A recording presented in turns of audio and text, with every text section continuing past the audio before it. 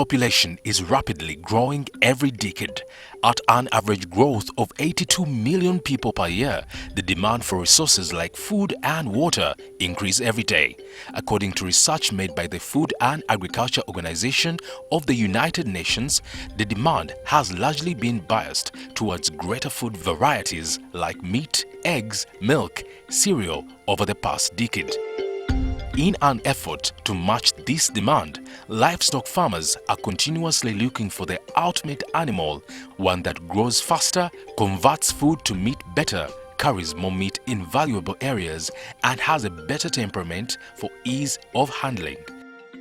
This omnivorous domesticated animal has a fast growth rate, does not require much space, it is relatively easy to raise, has prolific breeding potentials, and a good feed-to-meat conversion ratio, making it very profitable for teased meat. Tonight, we find our seeds of gold in piggery. Coming up on Seeds of Gold. I think piggery is one of the easiest in as far as rearing animals is concerned. Because first of all, you don't require a lot of land.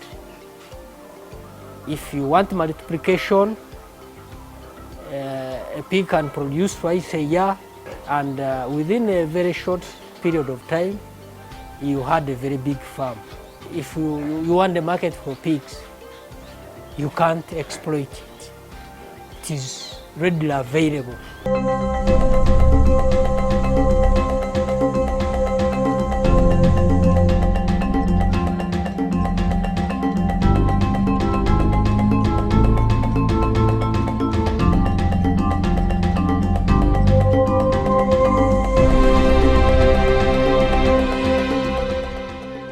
Before venturing into livestock farming, Christopher was a small-scale vegetable farmer down in Masaka.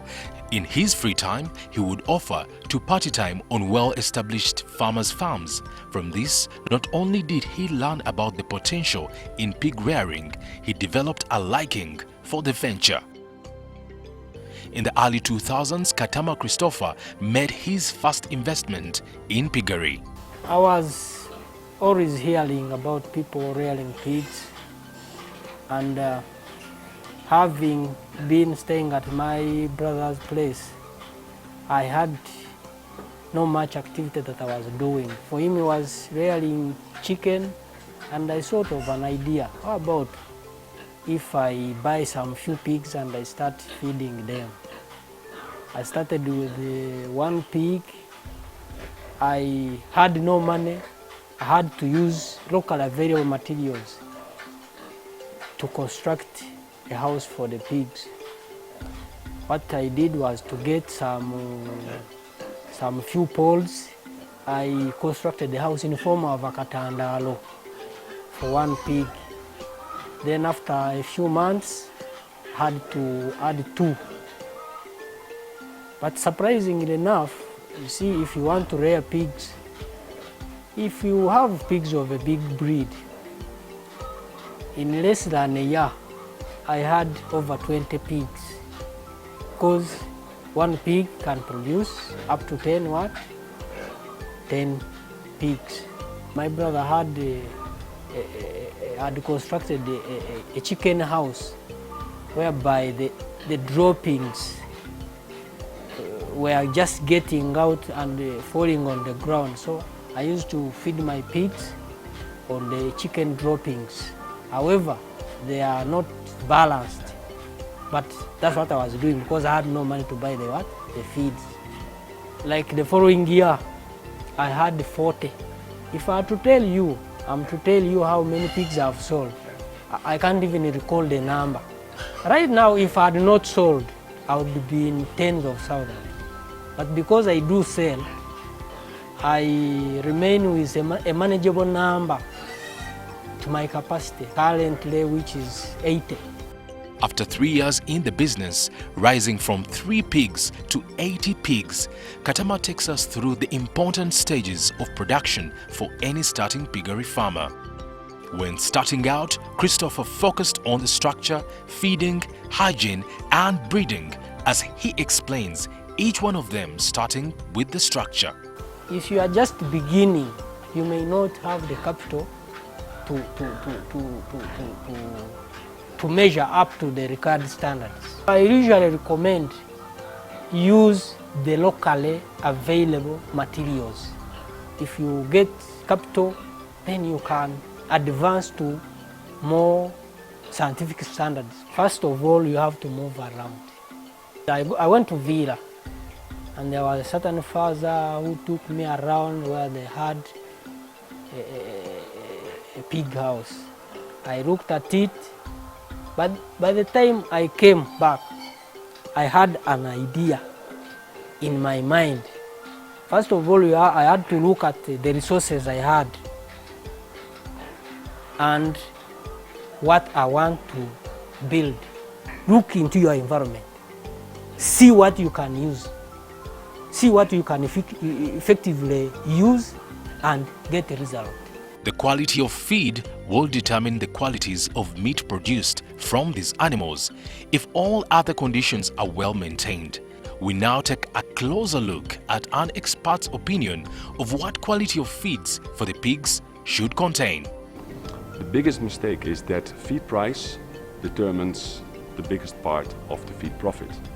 And there's a huge difference between feed profit and feed price. When you are starting a pig farm, normally either you start with piglets or you start with sows. But let's start from the sow onwards. When you just weaned your sow, you want to get her pregnant again. To get more piglets out of your sow, this is the tip which will bring you money right away. If the condition of the sow is very good, feed her 5 days of sugar, 200 grams of sugar, additional to the normal feed you provide, and you will flush. The sow will think it has a lot of green, so the amount of embryos released will be higher. So you have more piglets just by investing 5 days of sugar. 5 days after weaning, the sow will always be in heat again. So for 5 days you feed sugar, and after the 5 days she will be in heat and she will have more piglets, if the condition of the sow is good. During the pregnancy, you watch the condition of the sow. If you have a good condition, you use your gestation feed, and the gestation feed is based on the condition of the sow. We have nice feed schedules available where you can judge whether the condition should go up or should go down. 2 months before farrowing, you cannot adjust the feed in the lower range too much, because then that's when the piglets grow inside very fast and they gain a lot of weight, so you have to increase the feed amount according to the feed schedule. During the suckling period, the sow will provide a lot of milk. You have to give the sow lactation feed. Depending on the amount of piglets she feeds, you should feed her a little bit more or less. So the amount of piglets determines the amount of feed necessary, which you can find in the feeding schedules. Just before weaning, and our advice is to wean at least before the 35 days. 9 days before weaning, you feed the piglets some creep feed, and that is very necessary to prevent that the piglets drain all the energy out of the sow, but also very important to assure that the piglets maintain eating after they weaned, because most of the time they miss their mother, they stop eating for 1 or 2 or 3 days, and you see your piglets growing backwards. In the nursing area, you start with the starter feed. Our starter feed diet is adjusted to a lot of growth of protein, because meat growth is protein, and a piglet grows a little bit less fat during the first starter period. So the feed is adjusted, the starter feed is adjusted to the specific needs of a growing piglet. After a certain period of growth, you move to the grower feed and then later to the finisher feed. And the secret behind the feed is that the feed requirement from growth from the pig grows along with the composition of our feed. That's why we have a starter feed, a grower feed and a finisher feed. And a finisher feed prevents that a lot of fat is produced in the pig, because it looks like very nice, a very fat pig. But to produce 1 kilo of fat out of a pig costs 4 times as much as energy as producing 1 kilo of meat. So creating fat on your pig sounds nice, but it's actually more costly. So prevent that you keep your pigs too long and becoming too fat, because the investment in feed to grow your pig's fat will cost a lot of money, and most of the time the butcher cuts out the fat and you can't even use it. As Cowdice, we provide feed solutions for our farmers worldwide, making sure they'll be able to get better revenues out of their livestock. The ultimate aim is quite easy. We know that if our customers benefit from our solutions, they'll be growing and they'll be more advanced than their competition. And if we support them, we benefit along with it. So we grow naturally with our customers. So our aim is that our customers be more competitive, better results, better quality than all their colleagues. Good management practices like handling, feeding, breeding, disease control are some of the effective measures of quality piggery farming, but most critical will be hygiene, as Christopher explains. The logic behind pig rearing, first of all, you need to maintain your hygiene. You can put in the feed, whether in kilograms or kilos, but when you don't have the hygiene, they will not give you the best results. These pigs you see, they need to drink water. You can see some water holes. Now, the water that was put in the morning, if it stays up to evening and you come and top of the water that you found in, they will not drink because it will be smelly. Maybe they have urinated, some feces have gone in. We used to think maybe a pig is a dirty animal, but if I have seen animals that require hygiene are the pigs. You need to do regular deworming to eliminate the worms. At times we do some spraying. Up next, these factors put into consideration will lead to increased profitability while keeping a low production cost. How profitable is pig farming?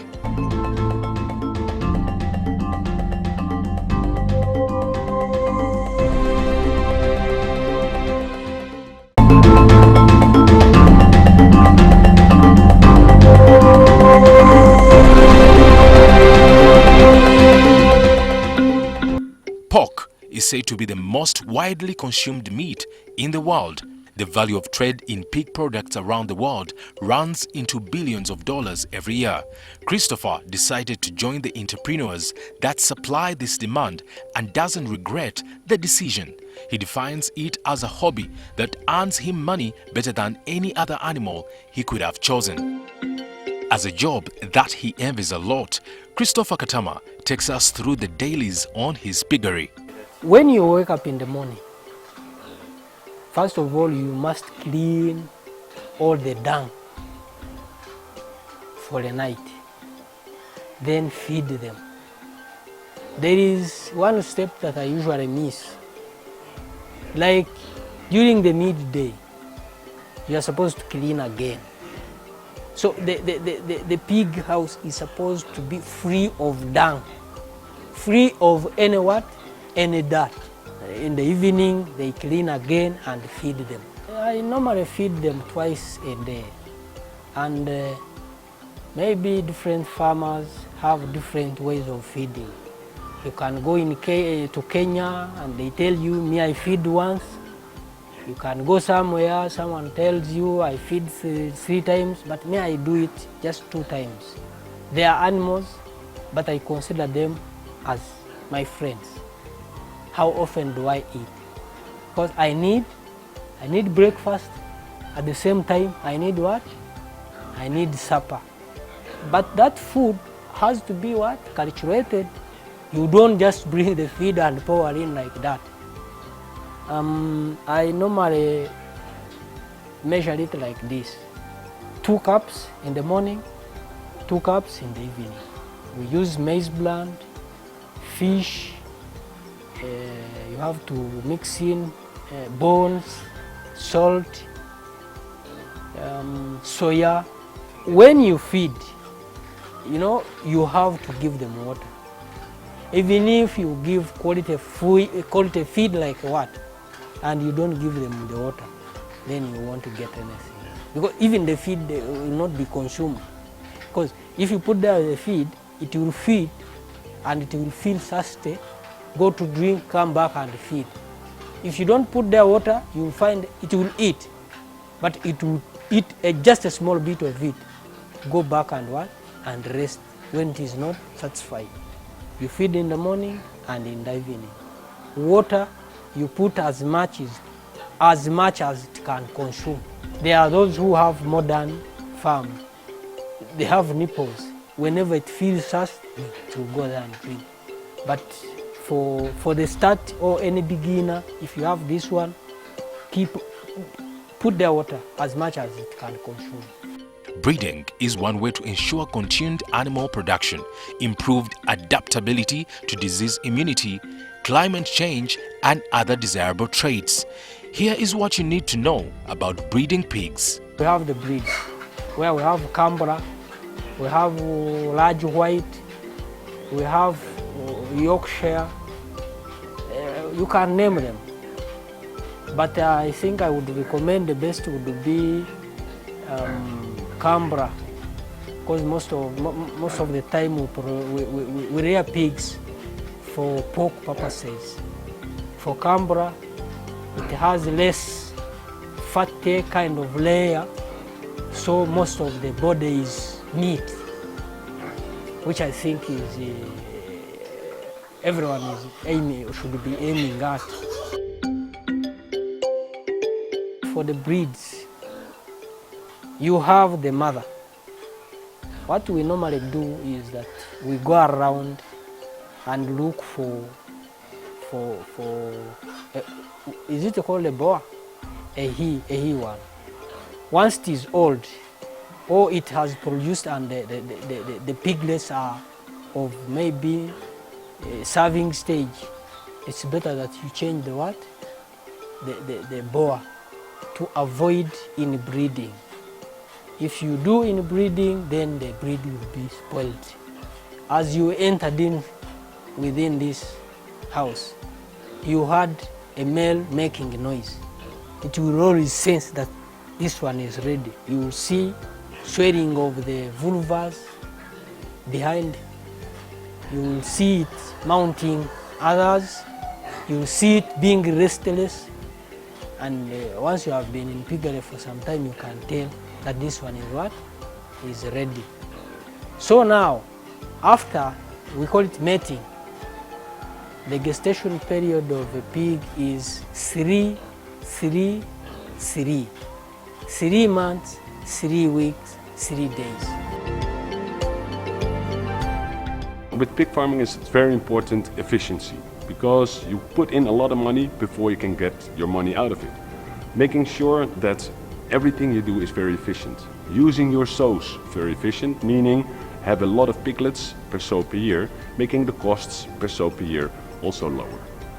After that, it's also very important that you have a very efficient growth, meaning that you have to treat the animals the way they deserve to be treated in that period of life.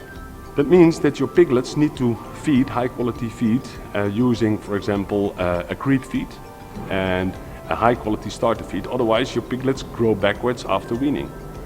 So when you pay attention to those details, you not only have a lot more piglets per sow per year, but you also have a better growth and a better start. With all the input into the venture, how profitable is piggery?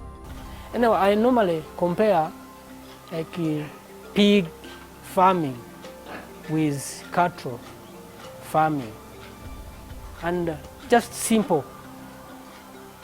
How many years does it take for a cow to mature? I think more than 2 years, isn't it? And for a pig, if it is produced